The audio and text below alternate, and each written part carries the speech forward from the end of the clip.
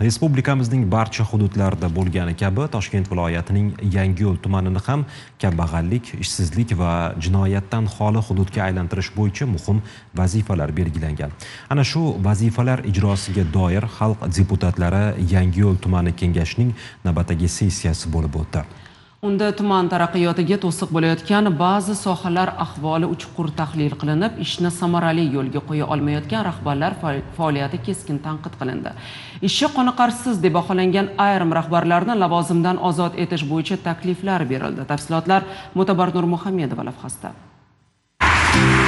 So'nggi 3 yilda tumanda aholi farovonligini oshirish yo'lida yangi turar joy binolari, ijtimoiy soha obyektlari barpo etildi. Yangi ish o'rinlari yaratildi. Ammo barcha sohalarda ham islohotlar kutilgan natijani beryapti deb bo'lmaydi. Ishlamagan noinsoblarni xalq ko'rsin. Davlatning mablag'ini olib turib, o'zini vazifasini bajarmaganlar bular.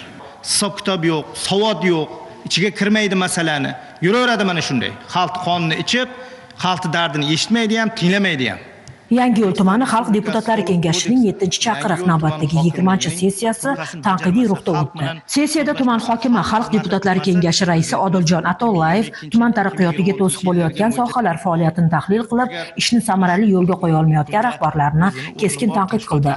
Oktyabr kuni hurmatli muammolarni tizimli hal etish, odamlar ishonchini tiklash va davlat bilan xalq o'rtasidagi ko'prikni mustahkamlash bugungi kunning asosiy vazifasi ekani ta'kidlandi. Sessiyada aholi murojaatlarining yechimini 50% dan ham kam bajargan korxonalar faoliyati tanqid ostiga olindi. Fuqaro murojaati 49%. Bu sharmandachilik bu.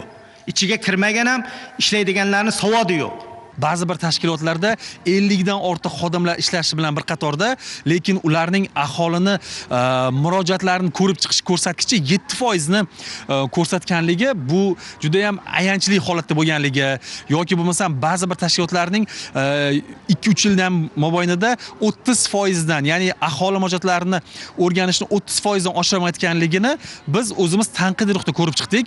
Ba'zi lavozim egallab turgan xodimlarni ishdan olish yoki hayfsan berish kabi ham ko'rib chiqdik. Jumladan yer tuzish va ko'chmas mulk kadastri davlat korxonasining tuman filiali, davlat tijorat banklari, tuman ekologiya bo'limi, elektr ta'minoti korxonalari hamda Yangiyo'l, Epkendi, Saydota, Qoratepa mahallalari hokim yordamchilari faoliyati qoniqarsiz deb baholandi. Nomi tilga olingan rahbarlarni lavozimdan ozod etish bo'yicha takliflar berildi. Endi deputatlarning taqdimnomasiga asosan, hokimning taqdimnomasiga asosan Toshkent hududiy elektr tarmoqlari Yangiyo'l tuman filiali elektr ta'minot rahbari lavozimda ozod qilish bo'yicha Toshkent viloyat boshqarmasiga taklif kiritamiz. Masalan, 2025-yil bahor mavsumida tumanda ekilgan 713 mingga yaqin daraxtning qariyb 18% nobud bo'lgan. Bu holat Yangiyo'l tuman ekologiya va atrof muhitni muhofaza qilish inspeksiyasining sustkashligi ortidan kelib chiqqani qayd etildi. Ekilgan ko'chatlarni nazoratini qilmagan, e'tibor qilmagan, shuning hisobiga 128 mingta ko'chat quritilgan.